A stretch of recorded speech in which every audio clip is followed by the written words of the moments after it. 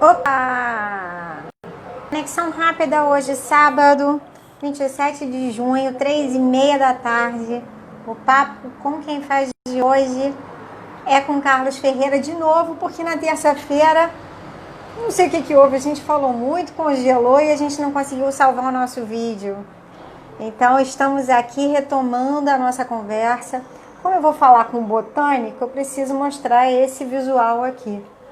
Cada hora que eu vou à rua, eu peço uma planta para um porteiro. Essa aqui eu ganhei ontem, olha que fofa. Ele me deu em retribuição a 3 pés de abacate que eu dei para ele, que eu plantei aqui num vasinho e o bichinho cresceu e ficou maravilhoso. E olha que legal.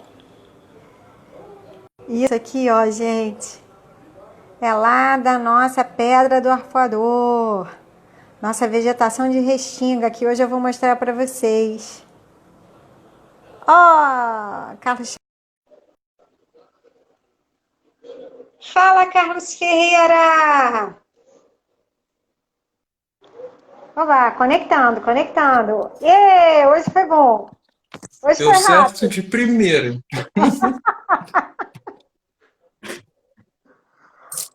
Bom demais. Bom demais, Ajei- Carlos. Ajeitar esse ângulo aqui dessas coisas. Enquanto a gente se ajeita, eu quero só fazer uma coisa. Eu hoje compartilhei um trecho do texto que você compartilhou com a gente. Está em PDF. Depois eu vou tentar botar hoje no blog. E aí, ó, deixa eu só abrir a lua. Enquanto a gente se prepara aqui, o povo vai chegando.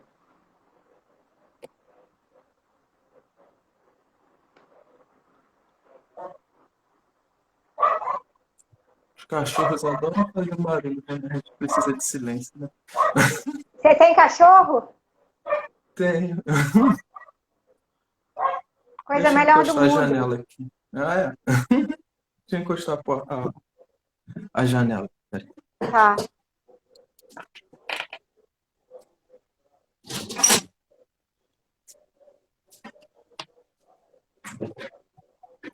Voltei. Que bom que a gente está junto aqui de novo. Relembrando aqui, a nossa conexão começou em 5 de junho de 2019, um pouquinho antes, quando a gente começou a conversar, e aí eu apresentei o trabalho que o Joel realiza na Pedra do Arpoador para o Carlos.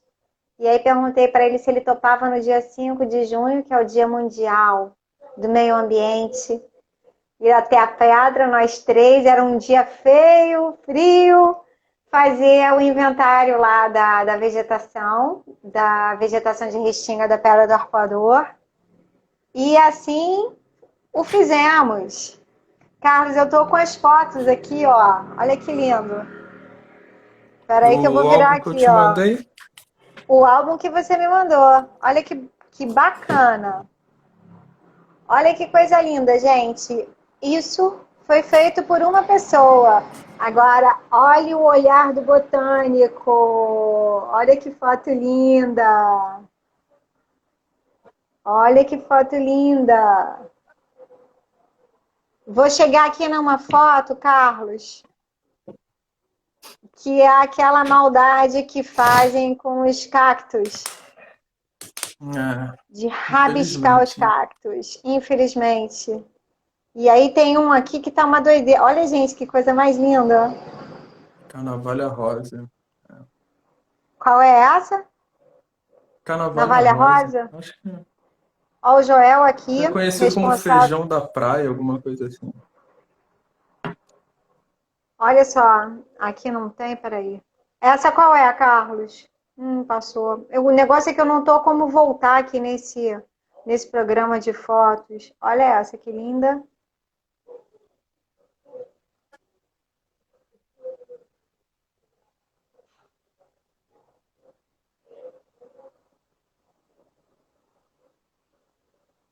É incrível, né? Cada uma tem uma aparência, que nem as pessoas, cada uma tem um jeito, né? Que nem os bichinhos, cada um tem um jeito. Essa natureza é incrível. Olha que coisa mais linda. Quem é essa, E por Carlos? trás disso aí tá, por trás disso aí tudo tá como que a gente consegue classificar isso, né? Que a Dá gente para vai ver que é falar. tudo muito diferente, mas no contexto geral elas têm suas particularidades mesmo, mas elas são agrupadas em algum momento. E é isso que você vai ensinar um pouquinho pra gente hoje, né? Ah, olha eu. Carlos fez essa foto linda. Olha que doideira isso aqui, gente, ó. Na verdade, um dos desafios que a gente tem no cuidado com esse ambiente é a conscientização das pessoas, né, Carlos? Lá da Pedra do Arpoador, que é um Exatamente. point que até antes da pandemia, principalmente no verão, recebe gente do mundo inteiro. Tem aí uma expectativa de que é mais visitado do que o Cristo Redentor, porque o acesso é muito É fácil, né? muito mais simples o acesso, né? Sim. Então, a gente realmente precisa criar. Olha que lindo o álbum, ó. A gente precisa criar a nossa intenção. Agora que o reflorestamento existiu, né? É criar uma comunicação eficiente para informar sobre os tipos de vegetação que tem lá, as espécies que o Carlos reconheceu. E além disso, o desafio de envolver as pessoas para aquilo que a gente conversou no nosso último encontro na terça-feira, de deixar de negar, né, a botânica, passar a É o preconceito reconhecer, que né? existe com a botânica. O texto, gente, que a gente vai compartilhar depois, eu compartilhei um trecho na Bota para Girar, mas, mas de que te serve saber botânica? Aí É agora muito a bom esse palavra é artigo, com cara. o nosso amigo, nosso quase doutor, Carlos Ferreira. Dá falta Toca um aí pra... pouco, mas espero Não, que mas chegue estamos lá. indo. Estamos no caminho, estamos no caminho. Do que nos serve saber Mas botânica, Carlos? então, assim, é uma feliz infelicidade, na realidade, que aconteceu na última live, né? Porque a gente conseguiu fazer uma coisa muito legal. Sei lá, eu tive essa ideia na hora e, tipo, pensei em propor aquele experimento e deu muito certo, na verdade, assim, foi muito legal e a gente pôde tirar algumas explicações daquilo ali na hora e daí a gente já puxou para o assunto que a gente praticamente usou a live inteira para falar, que era sobre a negligência vegetal e a cegueira botânica. Então, o que que você acha? A gente recapitula um pouco o que que é isso? Eu não sei se tem pessoas novas assistindo ou para os futuros que vão assistir, já que a gente não conseguiu gravar a última. E aí depois a gente pode falar do que a gente terminou falando no final na outra live, que era já sobre a taxonomia em si e como que a gente faz para identificar as plantas, como é que aconteceu isso, como que genealogicamente, podemos assim dizer, a taxonomia surgiu e como que ela influencia na nossa vida, na verdade. O que que você acha? Eu acho legal. Eu acho legal porque dessa vez a gente vai gravar, então vale a pena a gente repetir. E aquele roteiro que a gente seguiu foi bem interessante. Então é só para explicar então, já que a gente não conseguiu gravar outra live, o que que aconteceu? A gente propôs um experimento, digamos, ao vivo, foi fantástico, na verdade. Eu não sei quantas pessoas tinha na sala, tinha quantas? 15 pessoas, 13? Acho que era um É, pouquinho mais. Não, acho que 18 pessoas. então, quase 20 pessoas. E foi muito interessante, porque a minha proposição foi o seguinte: eu ia mostrar uma imagem, no caso, uma imagem de uma paisagem, E a ideia era que assim que a pessoa olhasse para essa paisagem, ela detectasse que a primeira coisa que chamasse atenção para ela é, e dissesse o nome daquela coisa. Ou seja, o primeiro nome que vem na cabeça quando você olhasse para a imagem. E aí eu mostrei como posso dizer, não é bem uma fotografia real, mas é uma ilustração, posso dizer assim. É uma ilustração de uma savana africana, com o sol caindo, né, e só as silhuetas dos indivíduos.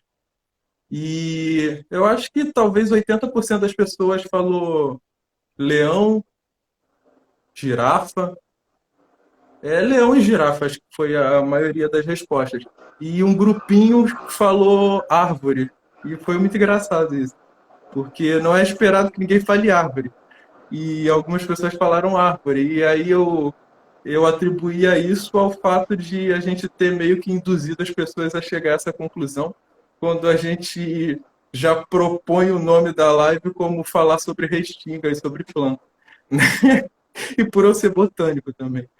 Então, É, mas isso ele gerou uma segunda ponderação, que foi mais interessante ainda, porque embora as pessoas reconhecessem os animais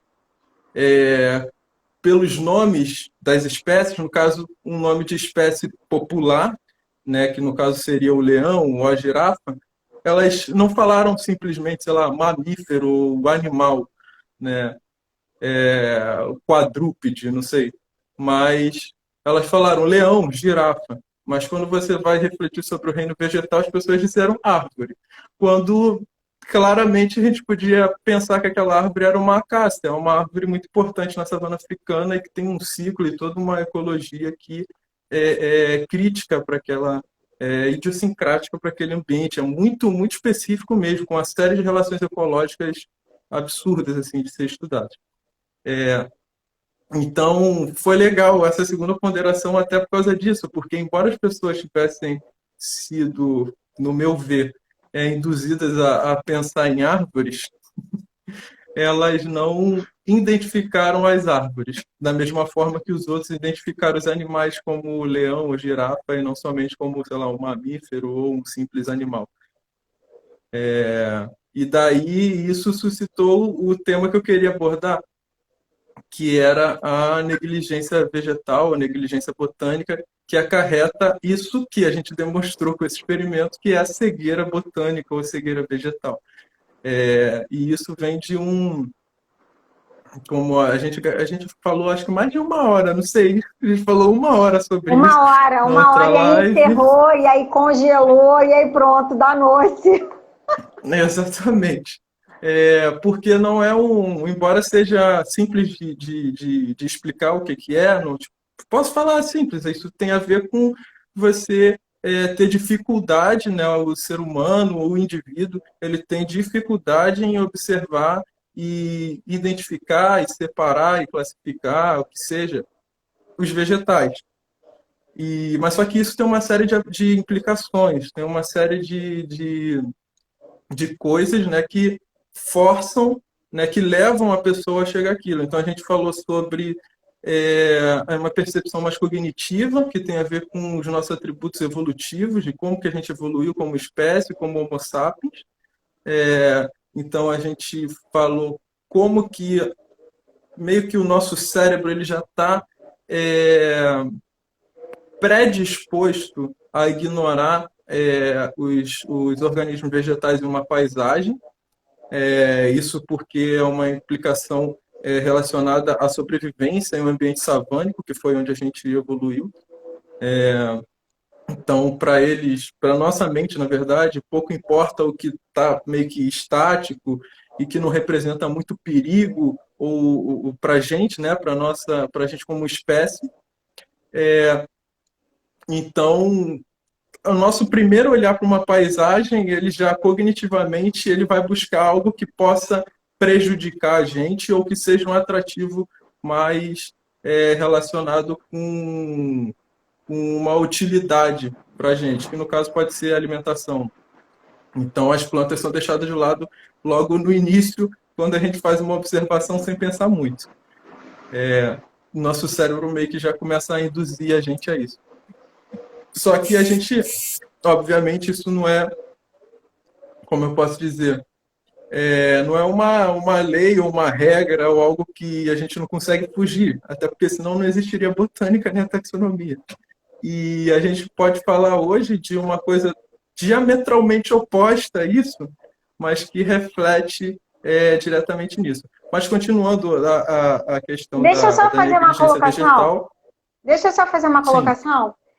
Assim, quando a gente vê animais, a gente consegue reconhecer quais são, né? Quando a gente vê frutas, a gente consegue reconhecer quais são. O que que é o quê? Banana, maçã e verduras e legumes, a gente consegue dar nome a esses indivíduos. No entanto, deixa eu te mostrar aqui. Olha só, eu não sei o nome de ninguém que está aqui. Eu tô apaixonada por todas. A cada hora que eu vou à rua eu ganho de um porteiro, porque eu falo, ai que linda, me dá. Então eu tô com essa, eu ganhei essa, eu trouxe essa.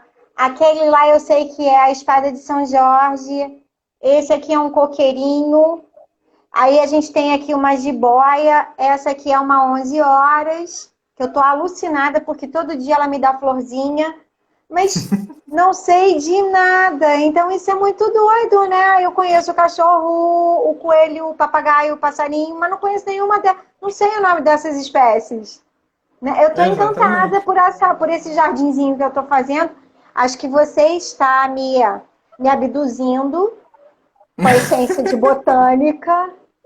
E Que na bom, verdade, então. Carlos, não, assim, a minha mãe, cara, aprendi tanto com minha mãe, graças a Deus ela tá viva, mas quando eu morei na Farm de Amoedo, eu morava num apartamento pequeno, e a sala, o teto, ela pendurou mais de 15 plantas, e era samambaia, parecia uma floresta o apartamento.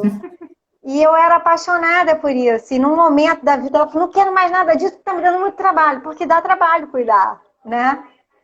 Então, Bastante. assim, agora eu estou tendo a oportunidade de repetir aquela decoração que ela fez lá na Farm de Amoedo quando eu tinha, sei lá, 10 anos de idade. Agora vou fazer 52. Muito maneiro. E você está sendo um dos agentes promotores disso. Que honra. Você e Joel, nessa história de cuidar de restinga. Então, continua, por favor. Exato, mas então essa relação com a negligência, ela não tem a ver só com a questão cognitiva, ela tem a ver com uma questão social, que foi o que a gente mais falou ontem. Uma não social no sentido estrito da palavra, mas no sentido educacional, né? A gente tem uma educação que não preza em ensinar ao indivíduo que ele vive em sociedade e preparar ele para viver em sociedade, digamos assim.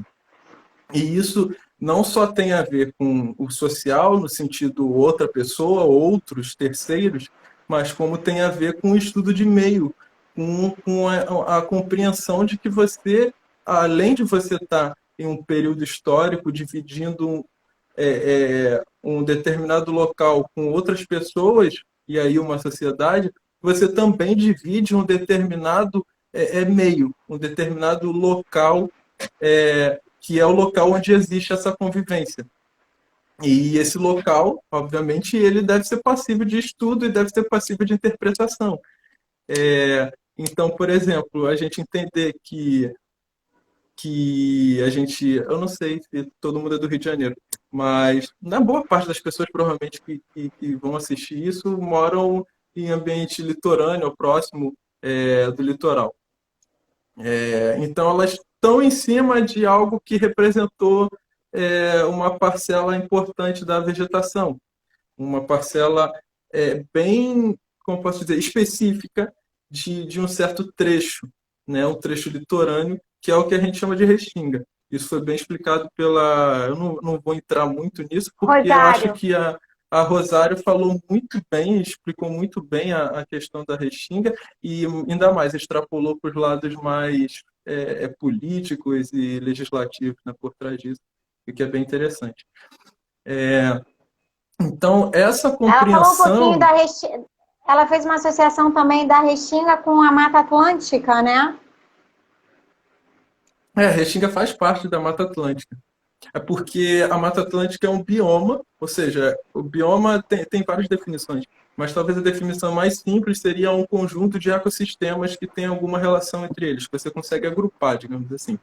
E dentre esses ecossistemas, vamos falar assim, existem o que a gente chama de fitofisionomias, ou seja, são fisionomias de vegetação que a gente observa que são diferentes, muitas vezes baseadas em fatores edáficos, ou seja, fatores de solo, mas principalmente pela representação florística que cada um dessas fitofisionomias apresenta. Então, você tem, por exemplo, espécies muito específicas de determinadas fitofisionomias. Então, a restinga, você tem X espécies que são reconhecidas por restinga. E quando você olha uma restinga, você tem características únicas de uma restinga. E quando a gente está falando de Mata Atlântica, a gente pode falar de floresta ombrófila densa, que são as nossas florestas de encosta, principalmente, onde a Floresta da Tijuca é um caso muito conhecido, a Floresta da Pedra Branca, do outro lado, né? Então você vê que são ambientes diferentes, mas tudo ainda assim é Mata Atlântica, são muito relacionadas, né? Então, como bioma, é esse agrupamento. E a Restinga Entendi. tem um destaque porque é uma das fitofisionomias que são mais afetadas pela nossa sociedade, né? Como a Rosário deixou bem claro. Ela deu dados, inclusive, que eu não me recordo agora, mas são dados absurdos, assim, de número de ocupação e de quantidade de supressão de ambiente de restinga, né? Por Então, vale a pena conta quem não do viu crescimento aquela live. populacional e das cidades, né? Do crescimento das cidades, Exatamente. E da aterrar o litoral. facilidade, isso, da facilidade que tem de você ocupar um ambiente que é praticamente um plano, né? Que você não precisa fazer muita coisa para ocupar ele, né? Diferente de se você tem um terreno mais acidentado. Como é o caso da Restinga, é um terreno muito plano e muito simples de se ocupar, e por isso além de ter essa proximidade com o mar, que É tão aumenta hoje em molestado. dia. E hoje em dia aumenta, tem toda a questão aquisitiva por trás, né? Do valor do terreno por estar próximo ao mar, tem toda uma questão. Que aí eu não sou a melhor pessoa para falar disso, é por isso que eu acho que a Rosário falou muito melhor em relação a isso. Mas então, o que eu queria lembrar naquela live era que falar de botânica não é falar de planta somente, por incrível que pareça. A gente tem todo um contexto por trás, e principalmente esse contexto é a gente, antes de suscitar o tema botânica, é perceber que a gente não sabe botânica. A gente realmente não sabe botânica. E não é culpa nossa. Embora a gente tenha já, como a gente falou no início, essa predisposição cognitiva de meio que ignorar um pouco as plantas. Mas o maior problema, como a gente chegou à conclusão naquela live, é o nosso sistema de ensino e como que as disciplinas são apresentadas para a gente. Então, isso não vale só para botânica, obviamente.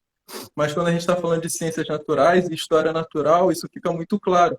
A gente tem uma dificuldade de ter um olhar mais, digamos, contemplativo para com a natureza, sabe? Para com as, as massas vegetais que a gente ainda tem no meio da nossa cidade. E, felizmente, a gente ainda tem algumas, embora poderiam ter muito mais, né? Então, a gente ainda tem essa possibilidade de conhecer e caminhar em um local que a gente deveria gastar para ter esse olhar mais contemplativo. E esse olhar mais contemplativo tem a ver justamente com o que eu estava falando. Se você, com o que eu estava falando em relação à classificação, à taxonomia, se você só olhasse, que foi o que a gente falou muito na outra live, se você só olhasse para uma mata, ou, por exemplo, o Bosque da Barra, ou até a própria Floresta da Tijuca, se você olhar tudo aquilo como uma massa verde, tu não vai, sabe, não tem o que tirar mais disso, você só acha que é uma massa verde. E a gente também comentou como isso tem relação com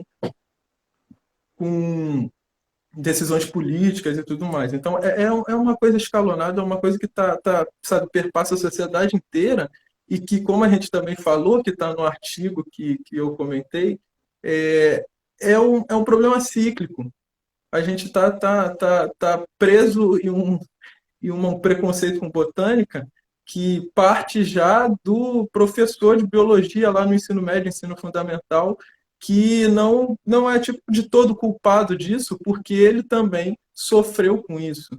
Ele provavelmente teve uma aula de botânica deficiente, e quando ele foi fazer biologia, ele ficou assustado com os termos de botânica, porque botânica é muito complexo, embora a gente não perceba isso, porque ninguém mostrou isso para a gente lá na escola. E aí ele fica assustado e cria um preconceito e uma trava com a botânica enquanto biólogo. Então, se ele vai para a área educacional, se ele vai fazer licenciatura e vai dar aula em ensino médio, ensino fundamental, ele já vai com um preconceito com a botânica. E quando ele vai ensinar botânica, ele praticamente ou ele não fala nada, como muitas vezes acontece, realmente acontece, ou é uma aula, digamos, xoxa. Assim, Você comentou aqui da sua turma de quantos? Quando você se formou? 80 alunos. Você foi o único 80 que foi para alunos na faculdade. botânica. Eu sou o único botânico, o único taxonomista. Isso é Taxonomista vegetal, né? Porque outros taxonomistas, felizmente, eu tenho colegas que se formaram junto comigo que são taxonomistas de entomólogos e mais. Mas para isso é um botânica dado sou eu. muito curioso. Isso é um dado muito curioso, né? Porque realmente vem aí a justificar tudo isso que você acabou de dizer. Com certeza. Você não tá, o Então, professor ele não está envolvendo os alunos nessa matéria, né? Nesse tema. Não está exatamente. E aí despertando interesse. eu propus essa reflexão até na última, tipo assim, vocês lembram de ver botânica na escola? Tipo, cara, eu aposto que quase ninguém viu botânica na escola. Se viu, sei lá, aprendeu uma coisa ou outra que era uma flor, sei lá, talvez corola e cálice, eu não sei, sabe? Eu acho que nem isso eu tive. E olha que eu estudei em escola particular, sabe? No, tipo, eu tive digamos, o privilégio, né, de estudar uma escola um pouco diferenciada, mas de botânica mesmo de lado, assim, tipo. Então, e com a maioria das pessoas que eu converso, ninguém sabe muita coisa de botânica, e qualquer coisa que você fale um pouquinho mais de botânica, as pessoas já ficam impressionadas, né? E então Carlos, esse é um problema. o que você acha que... Qual seria a sua proposta para uma nova forma de ensinar botânica nas escolas? O que pode ser diferente? Que você é Então, jovem. Quantos anos você está, Carlos? eu tenho 26. Então, assim, né? O que você acha que hoje o jovem, de que forma a gente envolveria o jovem nessa matéria? Então, eu acho que eu não sou muito a melhor pessoa para dizer isso, mas eu já li muita, inclusive esse artigo que eu falei para vocês, ele dá o problema e depois ele explica um pouquinho de como a gente pode consertar o problema. E uma das principais coisas é justamente a forma de ensinar. E não é só com a botânica, embora a gente esteja falando de botânica, isso não é só com a botânica, de novo, eu vou repetir isso várias vezes, se for preciso, porque eu acho importante. Que é você, como acabaram de citar, agricultura e jardinagem, que é você ver essas coisas na prática. A aula não pode ser mais conteudista, nenhum aluno mais aguenta ficar sentado numa sala de aula olhando o professor escrevendo no quadro. Tem que ter prática, exatamente. Tem que ter algo prático para que isso possa despertar nos alunos uma inquietação, né? Uma dúvida. Tipo, a planta. Geralmente a nossa referência de botânica são nossos avós. Né? Eu acho isso muito engraçado, na verdade. E eu não tenho muita. Assim, eu já pensei muito sobre isso, mas eu não tenho muita resposta do porquê. Mas geralmente. Não, eu tive uma experiência engraçada. Eu sempre tive. Por que eu falei que eu não sou a melhor pessoa para falar isso? porque eu tenho muita dificuldade de comunicação tipo, com alunos, digamos assim. Então, por isso que eu nem fiz licenciatura. Embora eu tenha interesse nisso, eu acho que eu não sou a melhor pessoa para fazer isso, entendeu? Então, nem licenciatura eu fiz porque eu já achei que eu não tinha muita cabeça para fazer isso. Mas teve uma vez que eu tive uma experiência incrível Tá por um muito novo, ainda amigo. pode mudar. Exatamente.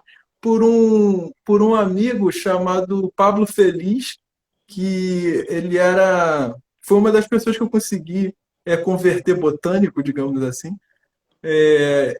Ele Eu dei monitoria para ele, convenci eles que botânica era bom, não sei como, mas tá. E aí a gente conversou muito e tal, mas ele fazia licenciatura. E aí ele estagiava. Eu estou tentando lembrar agora o nome, mas era um museu, se eu não me engano, relacionado com a UERJ ou com a UFRJ, né? Ciência Viva, alguma coisa assim, na Tijuca ali. E uma certa vez ele me convidou, falou, cara, então eu consegui organizar lá uma feira inteira só sobre botânica. Foi difícil, mas eu consegui convencer os coordenadores que a gente tinha que falar de botânica. Então eu pensei em tudo e propus essa feira. Mas eu queria que você fosse lá falar, ficar em um stand falando sobre talvez a taxonomia, sobre a prática, né, de conhecer e identificar a planta. Aí eu fiquei assim, como assim? Mas, Pablo, qual é o público, Pablo? Aí ele, não, é um público diverso. Tem crianças de 6 a 10 anos. Eu falei, Pablo, como é que eu vou conversar com essas crianças, Pablo? Eu não tenho essa capacidade. Aí ele, não, cara, relaxa, vai fluir. Não fica com o pé Não atrás, vai fica dar certo. nervosa. Não fica, vai dar certo. Aí eu bolei uma ideia, falei, não, então eu vou levar isso, aquilo, vou apresentar de tal forma, e pá. Aí foi uma experiência fantástica, porque as crianças de 6, 7, 8 anos, quando a gente perguntava, tipo, a gente fazia, eu chamei um outro colega, né, para me ajudar, porque não dá para fazer tudo sozinho. Então, a gente fez meio que uma linha, né? Ele começava explicando e eu terminava. E sempre que eu terminava, eu fazia uma pergunta que era. Eu não me recordo exatamente a pergunta agora, mas tá. Eu perguntava alguma coisa em relação a se ela tinha entendido ou o que ela se lembrava depois disso que ela sabe, o que lembrava ela isso que ela acabou de ver. E assim, 90%, assim, acho que não é um número baixo, não estou chutando baixo não. 90% das crianças começavam o assunto de minha avó tem essa planta, minha avó, sei lá o quê. Minha avó, Ah, a que referência, graça. ela vem sempre da avó. Eu acho isso engraçado. A avó, Que mas principalmente da avó, graça. né? Que cultiva a planta, que Incrível. coleciona a planta. E eu não sei Felipe, muito bem explicar isso. Talvez teria 1000 formas de explicar isso. ué, Depende no do texto, recorte social que a gente está. no artigo diz aqui, uma lição de botânica, a última peça teatral de Machado de Assis, publicada em 1906. Na sociedade da época, mostrar conhecimento sobre botânica é elegante e demonstração de bom gosto. E Exatamente. aí, agora, no século XX, até o início do século XX, a botânica era reconhecida como ciência amabilis, desde os tempos de Carolus Linnaeus, que foi o criador do termo. Carl E von aí, Linneu. isso. E aí agora isso caiu em Conhecido tudo. Linneu. Conhecido Linneu. E aí isso se perdeu, né, Carlos? Exato. A gente Com a teve entrada essa, do século, infelizmente, nessa entrada desse século, né? essa transmutação aí de não gostar mais de botânica, digamos assim. Nesse artigo ele diz, ele dá algumas ideias do porquê disso também, eu acho. Né? Eu ainda não li todo, eu vou publicar o PDF lá no blog da Bota para Girar para todo mundo ter acesso, mas a gente também Mas basta dar um Google, né? sim, mas é uma leitura bem simples, não é? É. Eu São achei isso muito 20, são 20 legal. páginas. São 20 páginas e são assim, você lê como se estivesse lendo uma historinha, É porque uma os contação de autores história. eles os autores eles vão contando, eles dão, sabe, vários fatos interessantes que a gente, cara, não sabia, assim, tipo, nossa, e uma frase o cara te dá um fato e fica, caraca, cara, como é que eu não sabia disso, É sabe? E incrível. aí te dá vontade de continuar lendo e saber mais. Ele bota várias coisinhas assim. Inclusive tem um recorte dentro do artigo que são explicações de alguns mitos indígenas sobre plantas. Não sei se tu chegou nessa parte já. Né? Que Via, ele via. conta Eu acho que os depois eu vou mitos pegar uns indígenas. trechinhos para a gente botar para girar, que vai ser interessante para despertar o interesse das pessoas, né? Exatamente. Então, eu acho que, assim, acho que assim a gente fecha o que a gente, a recapitulação que a gente fez na outra live. E a gente pode. Eu não estou contando a hora, a gente tem algum Não, cronômetro? olha só. Não, são. A gente começou 3h30 em ponto, são 4 e Já que. 6. Então Gente, a já foi gente meia tem aí hora. 24 minutos. Menos, 20 Tá, minutos. Para a gente encerrar com tá. folga, sem agonia. É, tá. Ok. Então, eu vou tentar falar que seria a continuação do que a gente terminou falando ontem. Que é só. Sabe, eu queria dar uma ideia genealógica de onde vem a nossa ideia de classificar. Como que a gente vai classificar e por que classificar é importante. Parece algo distante, mas é muito simples. Pô, E Carlos, é deixa eu meio só que. mostrar aqui rapidinho Pode uma mostrar. página do. Olha só, gente. Esse aqui é um dos livros do Carlos. Plantas da Restinga de Jaconé. Esse é o primeiro que ele escreveu. E a gente. O segundo foi da onde? O segundo foi do Jardim Botânico, são as malváceas do Jardim Botânico, que também está disponível online. Eu posso botar também. Eu sou coautor, fiz a parte das bombacoides, né, as paineiras e tal. Mas eu Eu, posso nesse. botar, disponibilizar o PDF também. Show, show. O que a gente vai fazer? Quando a gente terminar o vídeo, na descrição do vídeo a gente coloca todas essas informações, Carlos. E aí, gente, Perfeito. o próximo livro vai ser da vegetação da Pedra do Arpoador. Olha que lindo. E olha que barato. Olha como o livro ele é didático. É isso que o Carlos vai começar a explicar para gente. Morfologia vegetal básica. Raiz, caule, folhas, flores e frutos. Então, bora lá. Então, é, como a gente falou na outra live, a gente precisa conhecer um pouco para a gente poder classificar.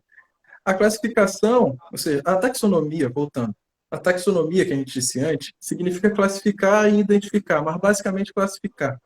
Mas para classificar, tu tem que identificar. Só que eu não sei se eu consegui deixar alguém com a pulga atrás da orelha, porque eu só falei que taxonomia é classificar. Mas legal, como é que classifica? Não sei se ninguém se perguntou isso. Pô, legal, classificar, mas como é que classifica? A gente tem 1000 formas, ou como a gente chama de sistemas de classificação, e a gente usa eles o tempo inteiro.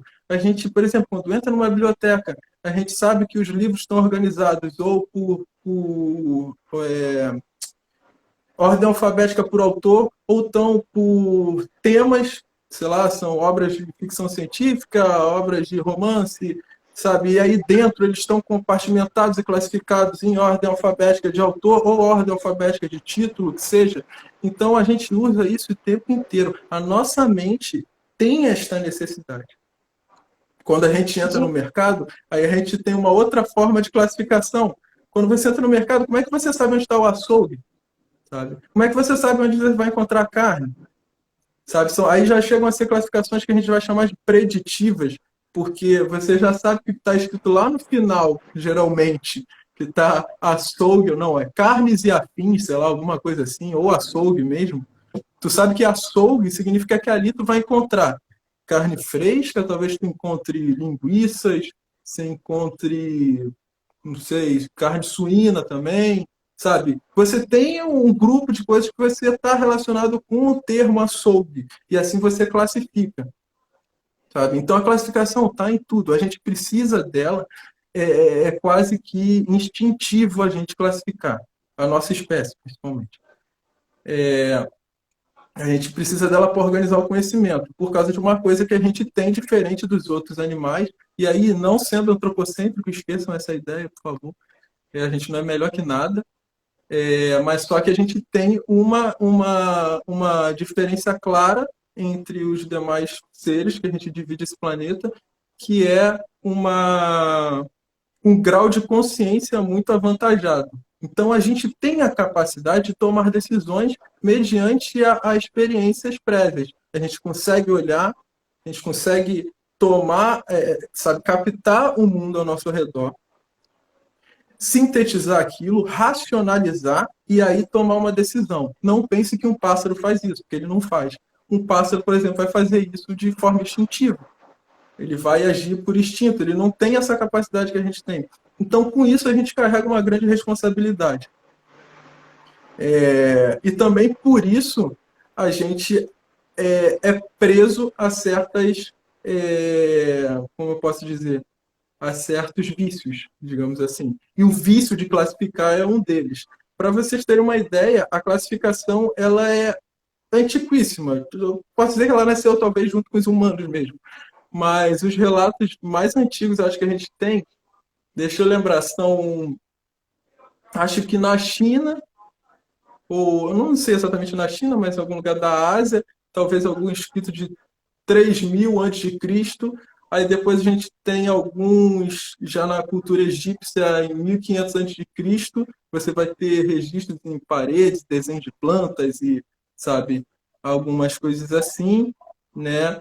E mesmo se você falar em pintura rupestre, você está falando de pessoas desenhando animais, sabe, classificando animais até ali. Eles sabiam que quando eles botavam uma pintinha no animal, eles sabiam que estava, sei lá, diferenciando uma girafa de alguma outra coisa, né?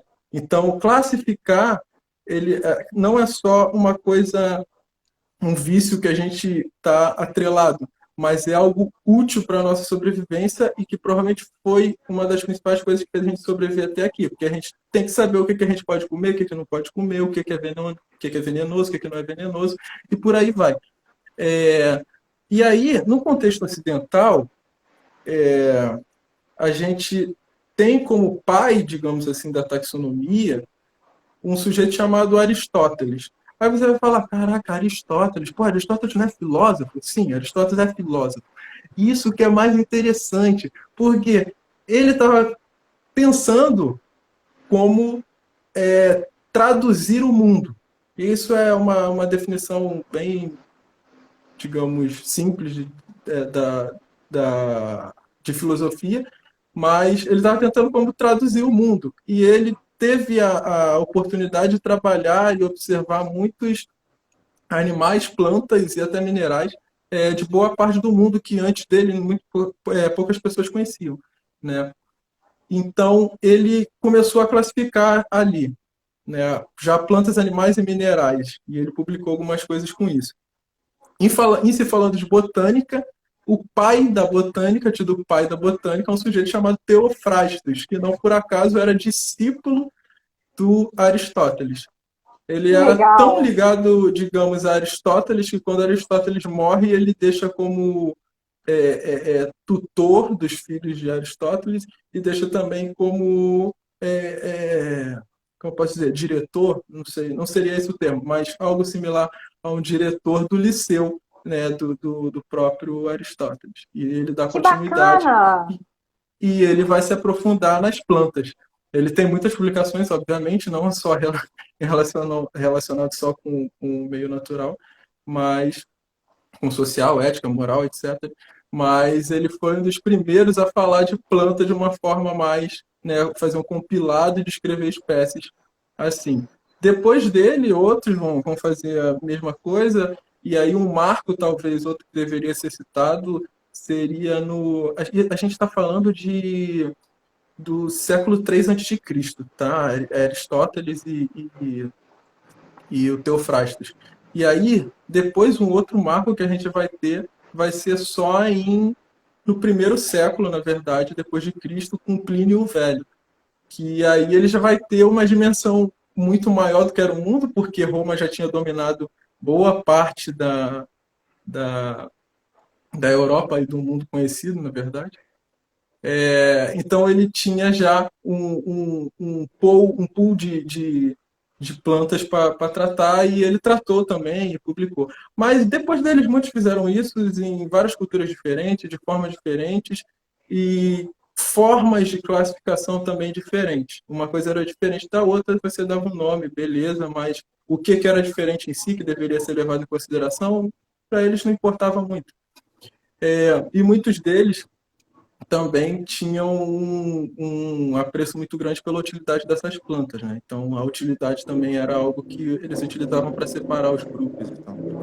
Mas o grande marco, que você citou já, e que acho que todo mundo conhece pelo menos de nome, isso aí na escola tem que ter escutado pelo menos o nome, que foi Carl von Linneu, ou Carolus Linneu, ou tem várias variações do nome dele. Tem Carolus Linnaeus. Linnaeus. Essa é a derivação do latim do nome dele, mas ele era sueco, mas tá.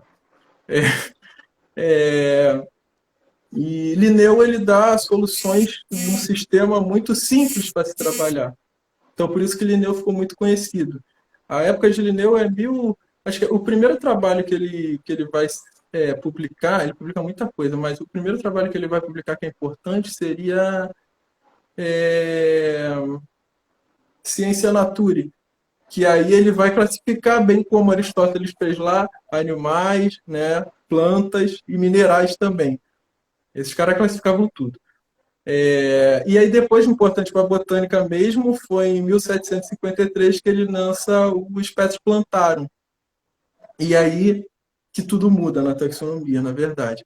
Porque antes de Linneu, todos esses caras que eu falei antes, a grande maioria deles, quando eles descreviam uma espécie, eles escreviam um nome em latim, na verdade, uma frase em latim gigantesca. Era essa frase que representava o que aquilo. Eu não tenho como botar exemplos para você, mas você imagina uma frase de três linhas para você dizer que aquilo é uma planta. É um negócio meio complicado, não dá para trabalhar assim. Linneu resumiu isso a 2 palavras, que são os binômios, que a gente usa até hoje. São 2 palavras latinas, tem que ser em latim, e aí eu vou falar o porquê disso, tem a ver com a gente entender identificação, que ele vai chamar de binômio, a classificação em binômios. E ele usa um sistema para essa classificação, que é o sistema sexual. Ele vai usar as anteras das plantas para fazer tudo isso. Mas isso pouco importa para a gente. O que a gente tem que entender aqui, e que eu acho interessante, é o binômio. Porque é uma coisa, ainda que a gente saiba, nossa, é um nome científico. Aqui que é um nome científico, legal, o nome científico é um nome que é difícil de falar e que eu não consigo ler, nem sabe, não consigo pronunciar, legal. Mas por que ele é em latim, sabe? E por que ele é importante, sabe? Então, a esse cara a gente atribui a criação e a popularização, digamos assim, do binômio. Daí a gente podia continuar falando sobre classificação, mas eu acho que a gente tem que parar aqui por causa da hora. Então, te digo aqui exatamente. Que já são 4h18. Exatamente. Olha só. Bom, então, né? fechando. Fechando. Fechando. Explicar por que existe o nome científico e por que ele é importante é uma das bases para a gente entender como que a gente vai identificar e como que a gente vai utilizar as ferramentas de identificação que a gente tem. Por que o nome científico existe? Deixa eu só fazer um adendo. Isso que você está ensinando para a gente aqui hoje, você ensina nos seus livros. Sim. De alguma forma eu tento. Então é legal porque a gente vai dar ali o endereço do PDF para vocês também poderem acessar os livros e se aperfeiçoar nesse ensinamento aí que a gente, nessa prática aí, aprender mais. Exatamente. Prossiga, por favor. Eu estava falando, desculpa. Você estava falando a diferença de nome científico e para o que a gente vai entender como os nomes populares, ou mais corretamente ditos nomes vernaculares, né, que são os vernáculos. Na verdade, o que é a taxonomia? O que é? A taxonomia é uma ciência utilizada para classificar seres vivos. É isso. Tá, e como é que a gente vai classificar agora? Qual é o pressuposto dela? Então, agora para a gente classificar, eu não ia chegar nisso, na verdade, mas foi legal que você ficou com a pulga atrás da orelha de saber o É, porquê. é. Antigamente, na época de Linneu e desses caras, eles entendiam os seres vivos de uma forma totalmente diferente que a gente entende hoje. Eles eram chamados fixistas. Eles não conheciam, até porque eles não conheciam evolução, até porque a teoria, a origem das espécies de Darwin e de Wallace só foi publicado lá em 1859, um século depois dele, né, de espécies plantadas foi em 1753. Então, esses caras eram fixistas. Eles compreendiam que todos os seres que existem, todas as formas que existem, elas são, foram e sempre serão a mesma coisa.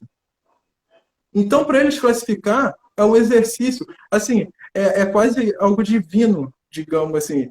Se Deus fez a complexidade e a gente vai classificar a complexidade de Deus para facilitar. Era quase que uma atribuição divina, talvez, dada a Linneu, a classificação. Eu não sei se ele pensava assim, eu já li que ele pensava assim, mas eu não tenho certeza sobre isso.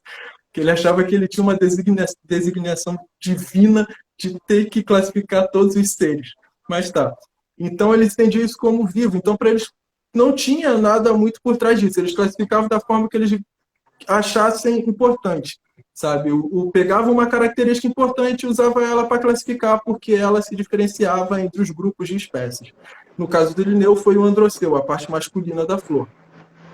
Outros vão usar outras coisas, depois vai usar folha, usar a corola e tudo mais. Só que o que a gente usa hoje, o que é importante hoje para a classificação, já que a gente já sabe o que é evolução e que sabe que todos os seres são passíveis, então, digamos, à luz dessa evolução de milhares, milhões de anos, que a gente só classifica hoje baseado em uma coisa: ancestralidade.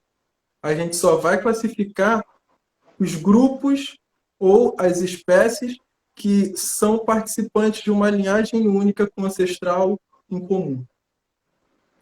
Então, a gente está falando de evolução quando a gente classifica hoje. É um tema um pouco complexo, por isso que eu não queria chegar nisso, mas a taxonomia de Linneu e o sistema binomial que ele propôs em 1753 é o que a gente usa até hoje.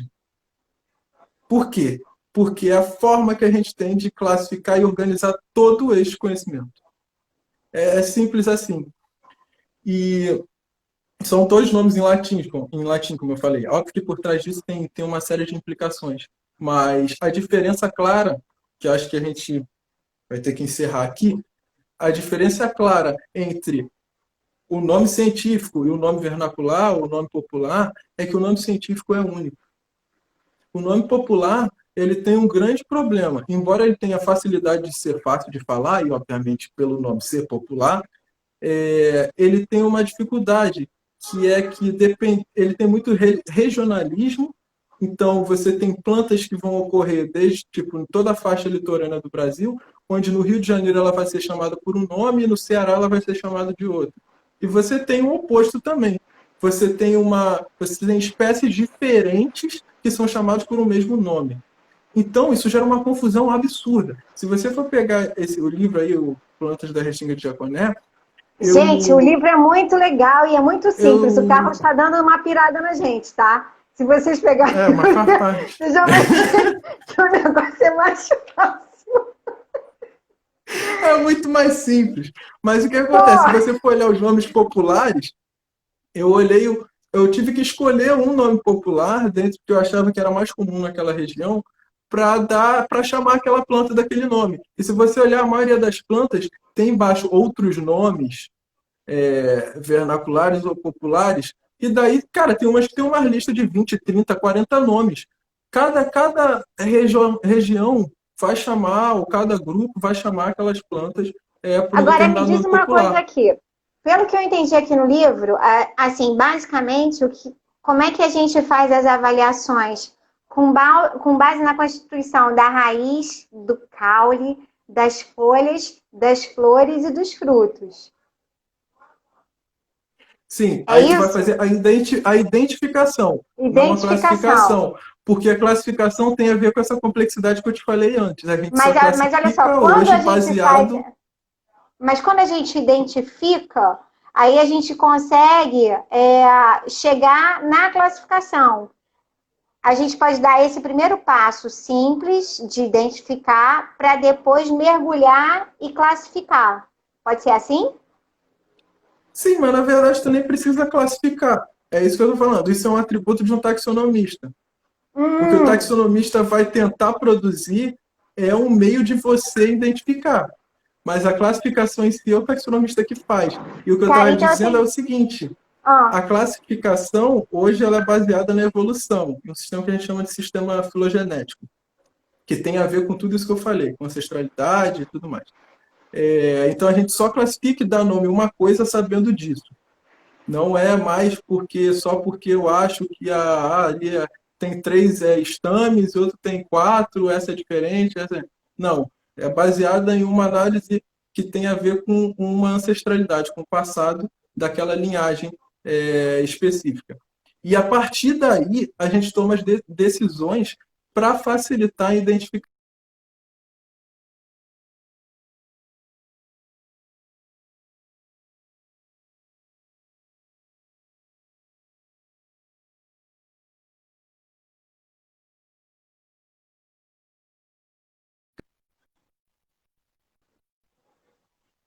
Então, eu tenho uma por pergunta. isso que quando eu falo que as flores são importantes, é porque elas refletem quase que fidedignamente essas características evolutivas de linhagens antigas, entendeu? E aí tem Da todo um Cecília porquê que a Beatriz. gente é lindo esse livro. Tem um porquê que, tipo, não cabe a gente falar aqui porque não dá mais tempo. Mas tem Mas um eu tenho uma porquê das. pergunta. Eu tenho uma Pode falar. pergunta.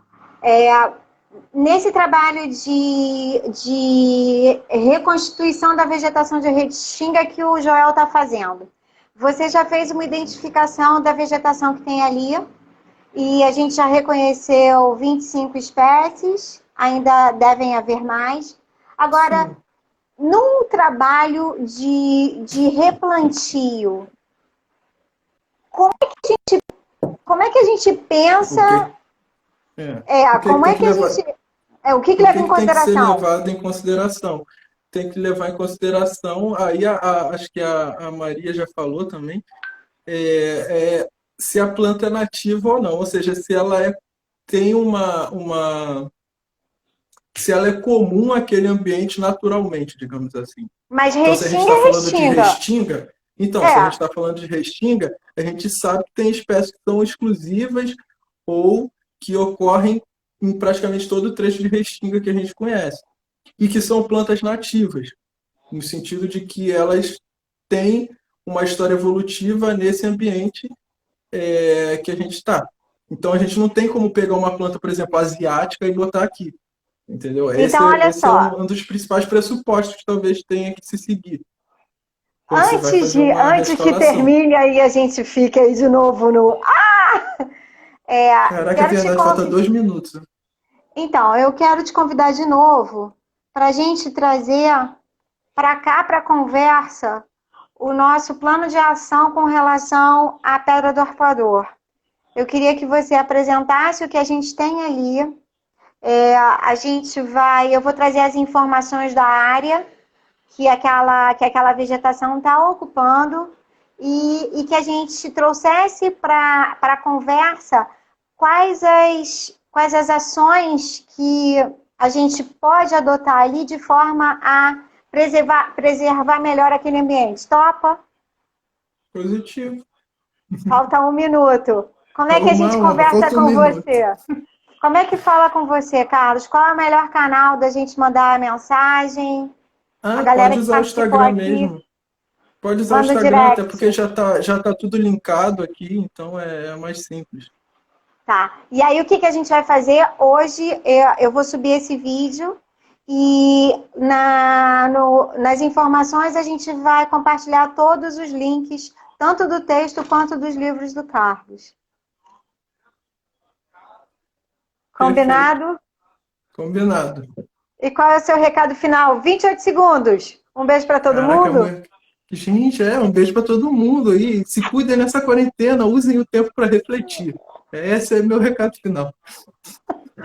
Obrigada, querido. De novo, tá? A gente vai marcar e a gente avisa o povo. Tá ok. Beijo. Obrigado a você. Beijo.